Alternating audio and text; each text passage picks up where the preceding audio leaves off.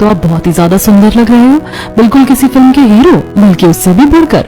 शुक्रिया भाभी, पर आज तो आपकी सुंदरता के आगे सारी लाइटें फीकी पड़ गई हैं। ऐसा लग रहा है जैसे साक्षात स्वर्ग की कोई अप्सरा जमीन पर उतर आई हो। OMG, अप्सरा कहा उसने मुझे। लगता है ये मुझे पसंद करने लगा है। तभी प्रिया आशुतोष की बातों पर खिलखिलाकर हंस पड़ती है।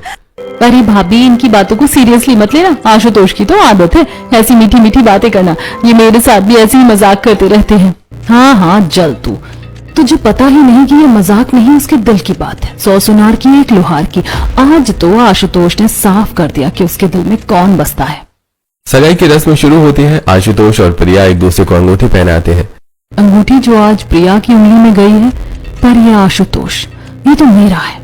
ये रिश्ता मैं इतनी आसानी से सांवली प्रिया के हाथ में नहीं जाने दूंगी। सगाई खत्म हो चुकी है। घर में मेहमानों के जाने के बाद का बिखराव है।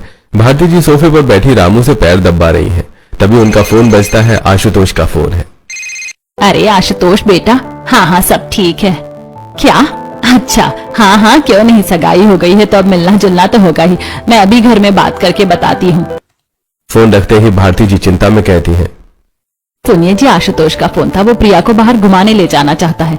कह रहा था कि थोड़ा वक्त साथ बिता लेंगे तो एक दूसरे को समझ पाएंगे। क्या अभी शादी में वक्त है भारती? ऐसे अकेले कैसे भेज दे? हमारे खानदान में आज तक कोई लड़की शादी से पहले ऐसे बाहर नहीं गई। मोहल्ले वाले देखेंगे तो क्या कहेंगे? पापा सही कह रहे हैं, हमारे यहाँ ये सब नहीं चलेगा। आशुतोष अच्छा लड़का है, पर इसका मतलब ये नहीं है कि हम अपनी मर्यादा भूल जाए। पापा जी, आप लोग खामखा परेशान हो रहे हैं। आजकल का जमाना बदल गया है और आशुतोष कोई पराया थोड़ी ही है। अब वो घर का दामाद है। अगर हम मना करेंगे तो उन्हें बुरा लगेगा। बात तो तेरी सही है बहू, पर सुशील जी नहीं मानेंगे। एक काम करते हैं ना, प्रिया अकेली नहीं जाएगी, मैं साथ चली जाऊंगी। मैं साथ रहूंगी तो समाज भी कुछ नहीं कहेगा और आप लोग भी बेफिक्र रहेंगे। हाँ, ये बात ठीक है। सुषमा साथ रहेगी तो मुझे कोई ऐतराज नहीं है। ठीक है भारती, कह दो उन्हें कि सुषमा और प्रिया कल साथ जाएंगी। वाह, सांप भी मर गया और लाठी भी नहीं टूटी। अब आएगा असली मजा। प्रिया तो बस एक जरिया है, असली वक्त तो मुझे आशुतोष के साथ बिताना है। अगले दिन आशुतोष अपनी कार लेकर आया है। प्रिया आगे बैठी है, सुषमा पीछे। वो एक महंगे शोरूम में शॉपिंग कर रहे हैं। प्रिया देखो, ये रिंग तुम्हारे हाथ में कैसी लगेगी? भाभी क्या हुआ? आपको ये वाली रिंग पसंद आ रही है क्या? आप इसे बार बार देख रही हैं। अरे नहीं आशुतोष, बस ऐसे ही देख रही थी। बहुत सुंदर है ना? अरे भैया, ये वाली रिंग भी पैक कर दीजिए। भाभी अगर आपको पसंद है तो ये आपके लिए। क्या मेरे लिए? सिर्फ मेरे लिए आपने ये पसंद की? शुक्रिया आशुतोष। आशुतोष ने प्रिया के सामने मुझे रिंग गिफ्ट की है, इसका मतलब साफ है वो मुझे सबसे खास मानता है। ज्वेलरी लेने के बाद सभी कैफे जाते हैं और उसके बाद प्रिया और सुषमा अपनी कार से घर लौट रही होती है। तभी प्रिया का फोन बजता है। उसकी सहेली का कॉल है। हाँ सानिया बोल। क्या सच में? भाभी सुनिए ना। क्या हुआ प्रिया? भाभी, वो जो मैंने मॉडलिंग का ऑडिशन दिया था ना, मैं सेलेक्ट हो गई हूँ। मेरा सपना पूरा होने वाला है भाभी, मैं मॉडल बनूंगी। मेरी तो किस्मत ही चमक गई। अरे वाह, ये तो बहुत बड़ी बात है प्रिया। किस्मत चमक नहीं रही, किस्मत फूटने वाली है तेरी।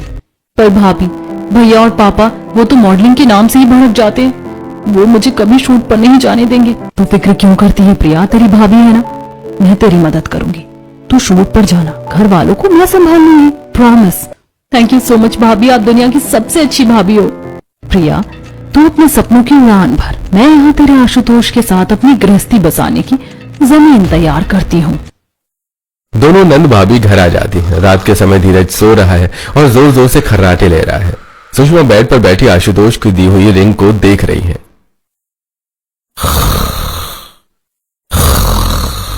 चुप हो जाओ।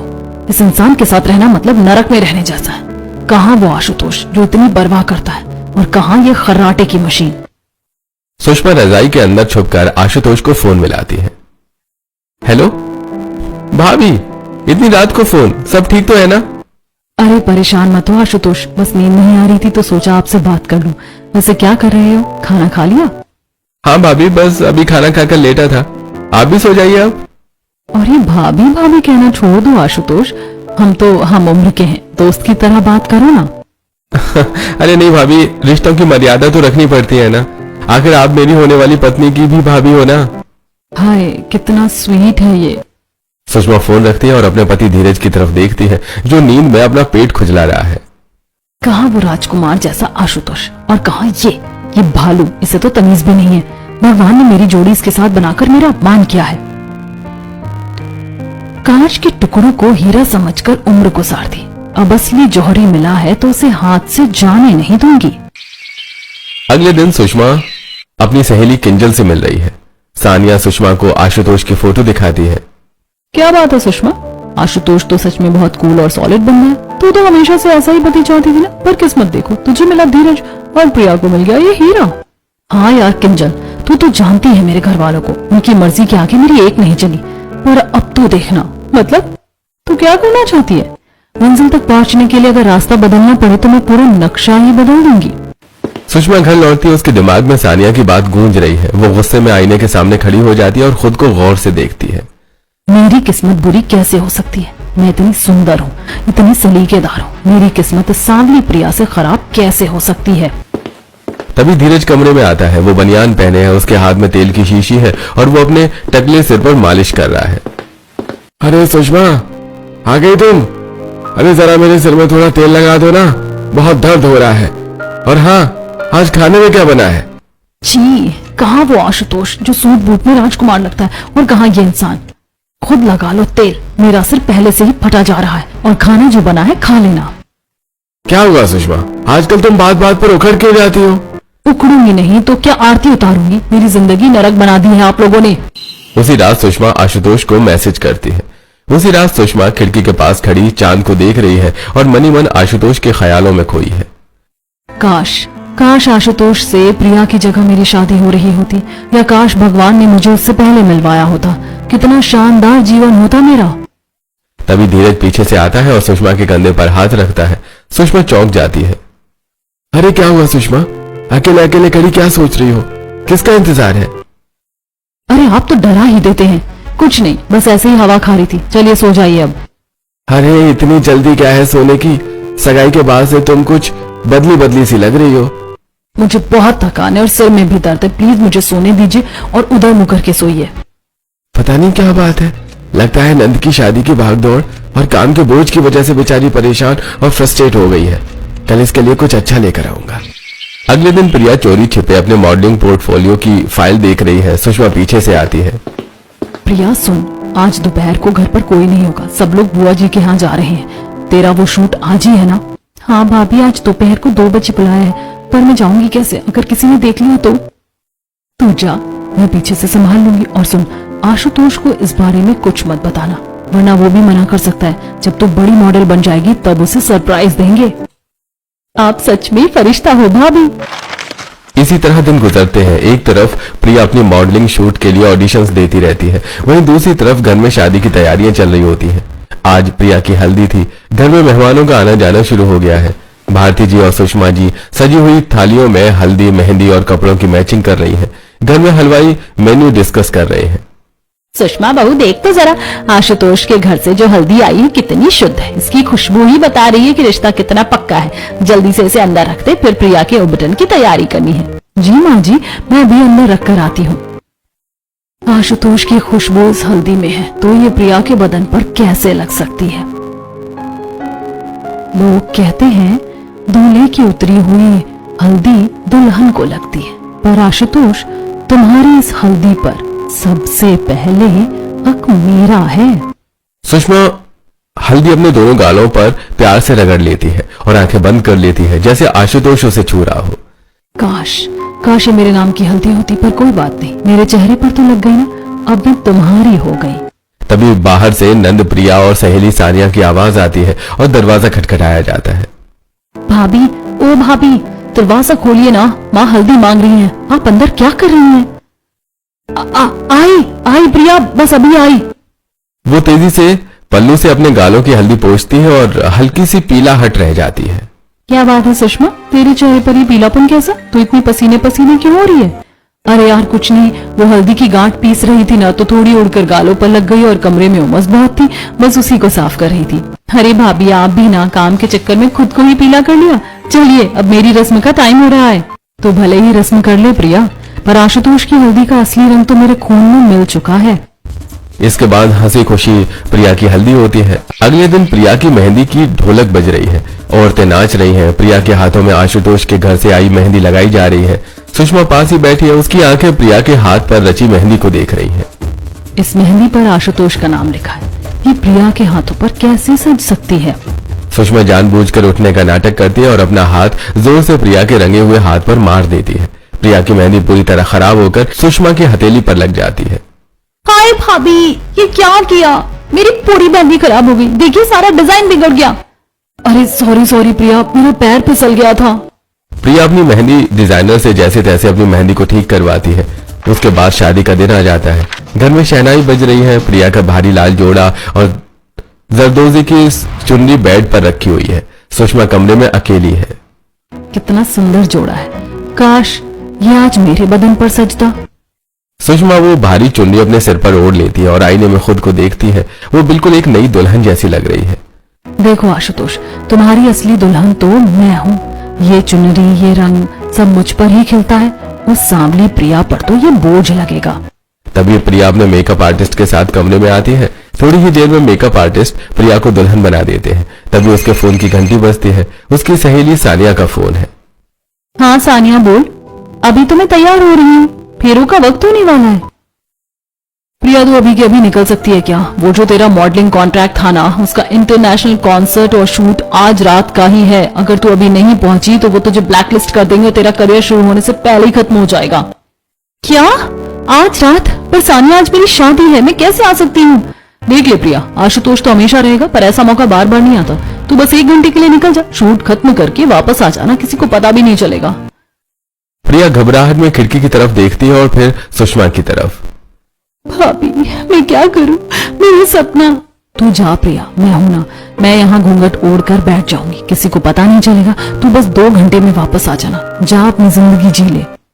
सुषमा प्रिया को भेज देती है और उसकी जगह घूंघट ओढ़कर मंडप में बैठ जाती है। मंत्रों का उच्चारण हो रहा है। पंडित जी, कन्यादान का समय हो गया। आशुतोष बेटा, हाथ आगे बढ़ाओ।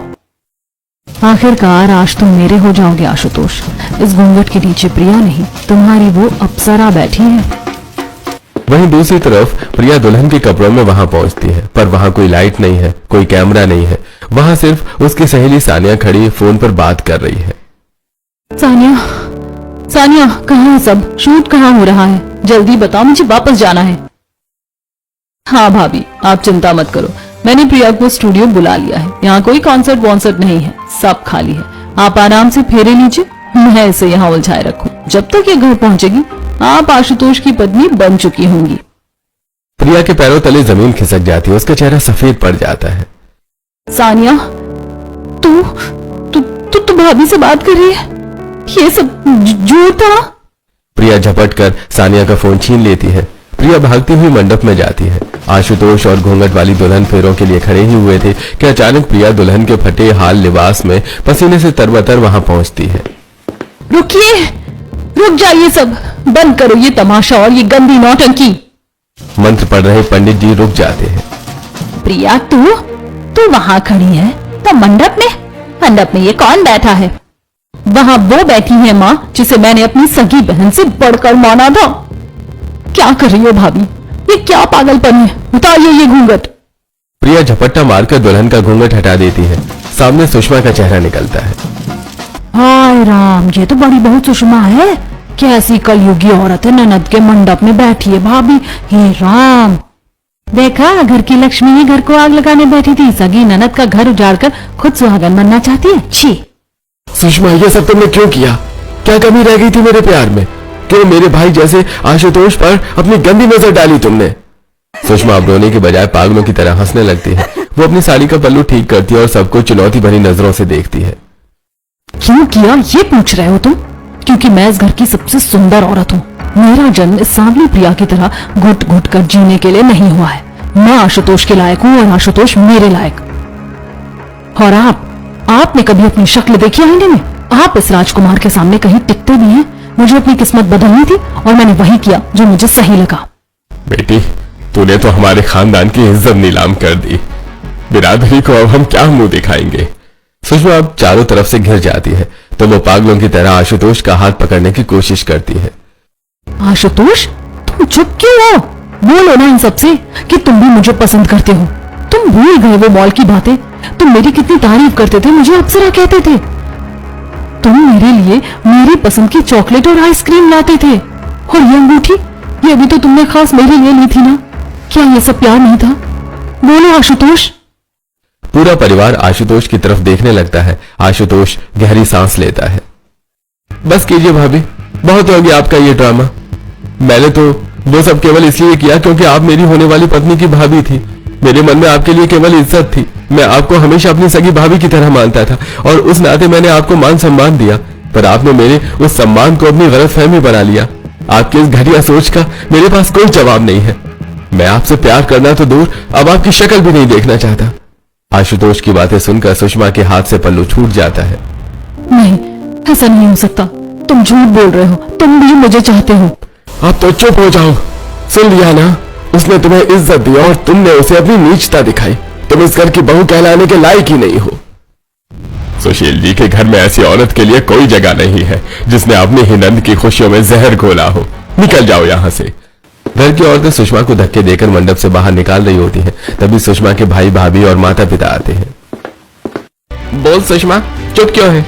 क्यों किया तूने ये सब? हमारे परिवार की इज्जत नीलाम करते हुए तुझे एक बार भी डर नहीं लगा? हाँ किया मैंने ये सब, और अपनी इच्छाओं के लिए किया। मैं थक चुकी थी इस घुटन भरी जिंदगी से। मुझे आशुतोष जैसा लाइफस्टाइल चाहिए था, वैसा पार्टनर चाहिए था। मेरे पेरेंट्स ने जबरदस्ती मेरी शादी यहाँ करवा दी। किसी ने मेरी पसंद नहीं पूछी। अगर ऐसा ही था सुषमा, तो तुम्हें मुझे बताना चाहिए था। अगर तुम शादी के वक्त मुझे एक बार भी बोल देती कि तुम खुश नहीं हो, तो मैं खुद पीछे हट जाता। पर तुमने क्या किया? तुमने अपनी इच्छाओं के नाम पर मेरी इज्जत, मेरी बहन की खुशियां और इस पूरे घर का भरोसा तोड़ दिया। तुमने प्यार नहीं किया सुषमा, तुमने सिर्फ धोखा दिया है। धीरज अपनी शादी की अंगूठी निकालता है और सुषमा के पास फेंक देता है। अब बहुत देर हो चुकी है। अब मुझे तुम्हारे लिए कोई हमदर्दी नहीं है। आज से तुम मेरे लिए मर गई। आशुतोष बेटा, प्रिया जो दाग इस औरत ने लगाया है उसे अपनी पवित्र शादी से धो डालो। पंडित जी, लगन का समय बीता जा रहा है, फेरों की रस्म शुरू कीजिए। अंदर मंडप में आशुतोष और प्रिया के फेरे शुरू होते हैं। खुशियों की शहनाई बजती है और सुषमा अपने मायके वालों के साथ घर आ जाती है। कुछ दिन बीतते हैं और एक दिन सुषमा एक कोने में बैठी है। उसके बाल बिखरे हैं और चेहरे की चमक गायब हो गई है। उसकी भाभी रसोई में बर्तन पटक रही है और भाई गुस्से में खड़ा है। अरे कब तक यहाँ बैठी मुफ्त की रोटियां तोड़ोगी? अपनी ननद का घर उजाड़ कर यहाँ आ गई हूँ। अब क्या हमारा भी चैन छीनने का इरादा है? शर्म आती है मुझे बाहर निकलने में। लोग पूछते हैं कि तुम्हारी बहन ने अपने ही घर में डाका क्यों डाला। अगर खाने पीने का शौक है तो काम ढूंढो, यहाँ महारानियों की तरह सेवा नहीं होगी। सुषमा को मायके में ऐसे ही ताने मिलते थे। रात का समय है, सुषमा को भूख लगी है, पर किसी ने उसे खाने के लिए नहीं पूछा। वो खाली पेट लेटी है और उसकी आंखों में आंसू बह रहे हैं। तभी उसे अपने पति धीरज की बात याद आती है। धीरज कैसे मेरे लिए मुस्कुराते हुए चाय का कप लेकर आता था। कभी मुझे सरप्राइज देने के लिए छोटी सी अंगूठी लाता है, तो कभी थकान देखकर मेरे पैर दबाने की कोशिश करता है। मैं कितनी अंधी थी, जिसे मैं टकला और मोटा कहकर दुत्कारती हूँ, वही इस दुनिया में मेरी सबसे ज्यादा इज्जत करता था।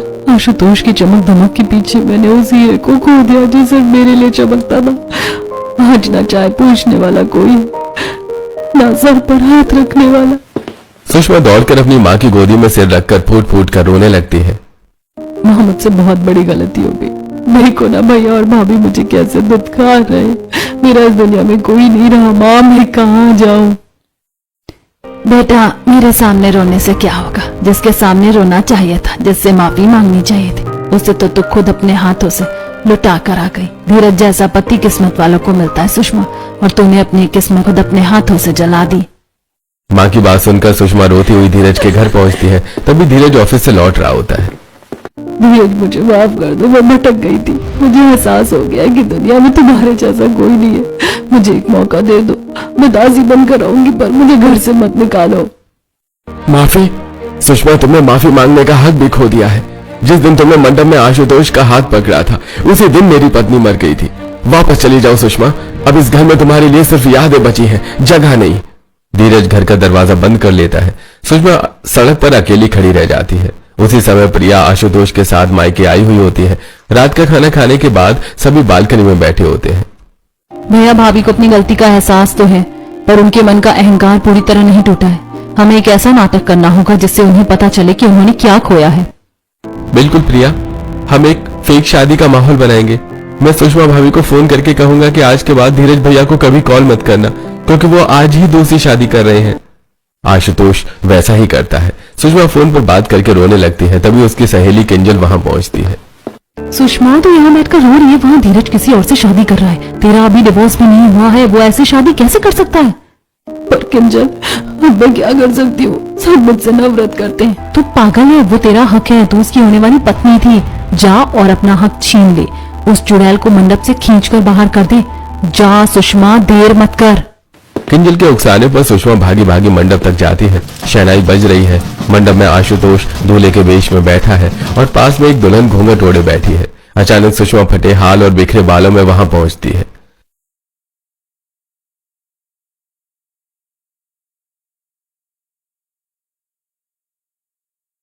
सुषमा उस दुल्हन को धक्का देती और उसका घूंघट झटके से उठा देती है।